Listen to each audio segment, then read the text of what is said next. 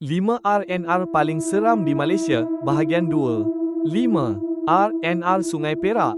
Terletak berhampiran sungai dan dikelilingi hutan, kawasan ini sering dikaitkan dengan penampakan bayangan melintas secara tiba-tiba. Ada pemandu mendakwa terlihat sesuatu berdiri di tepi jalan sebelum hilang sekelip mata. 4. RNR Temeloh. Siang hari agak sibuk, tetapi bila malam suasana berubah sunyi. Ada pengunjung mengaku terdengar bunyi langkah kaki di belakang seperti ada yang mengekori. Bila berpaling, tiada sesiapa. Ada juga yang rasa diperhatikan ketika berjalan seorang diri. 3. RNR Seremban Arah Selatan. Sering dikaitkan dengan gangguan halus, terutama di kawasan tandas dan parkir belakang.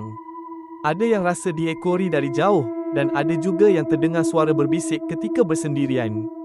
Perasaan tidak sedap hati buat ramai cepat meninggalkan kawasan. 2. RNR Rawang. Walaupun dekat dengan bandar, kisah seram tetap wujud.